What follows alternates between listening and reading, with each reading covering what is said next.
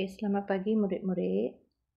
Uji minda 4.1a, raja di bawah menunjukkan lukisan yang mewakili objek A, B, C, D, E yang dilukis dengan saiz yang berbeza.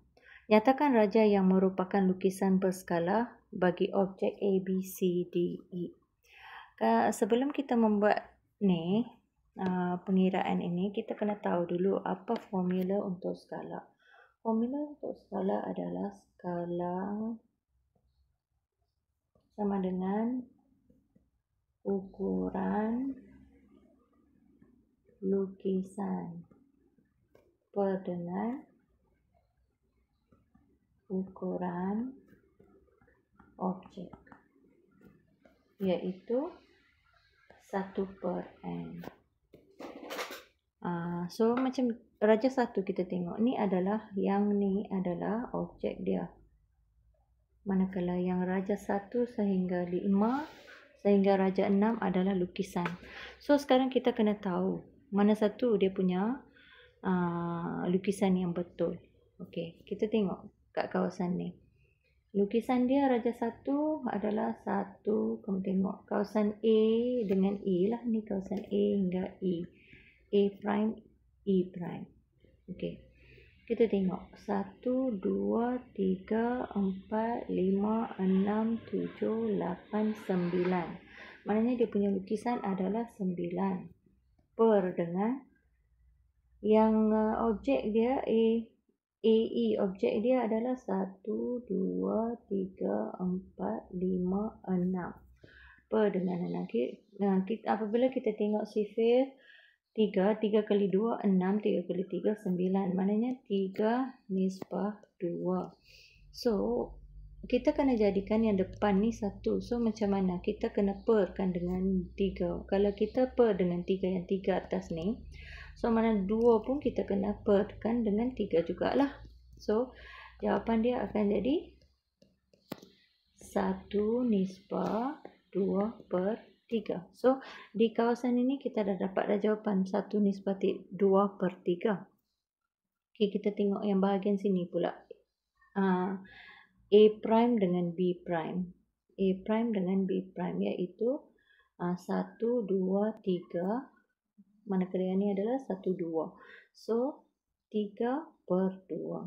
So, kalau 3/2, so 3 nisbah 2, kita perkan dia dengan 3. So dapat 1 nisbah 2/3. So sama jugalah macam A prime dengan E prime. So kita dapat jawapan yang sama, 1 nisbah dia punya skala 2/3. Okay, kita tengok kawasan sini pula. 1, 2, 3. 3/1, 2.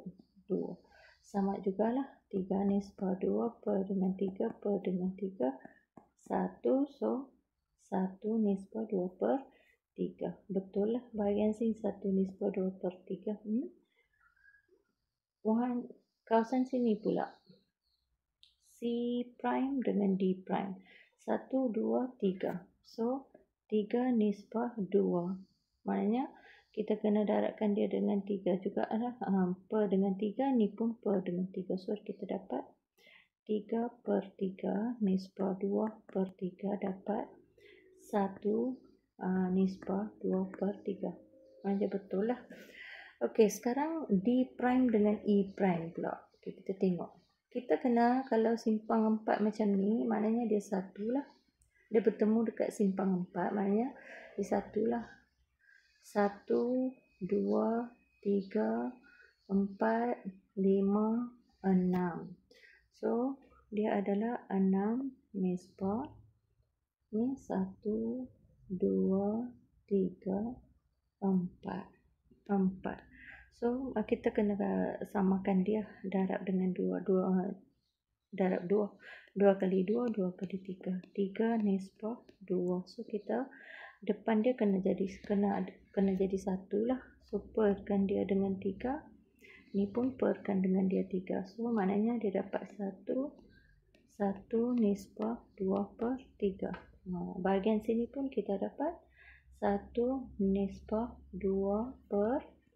3. So, maknanya soalan 1 dia minta Raja Dipa menunjukkan lukisan yang mewakili objek ABCDE yang dilukis dengan saiz yang berbeza.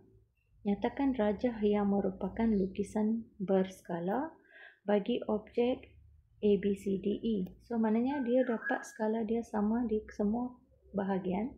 Maknanya ini adalah merupakan lukisan yang betul untuk objek ABCDE lah.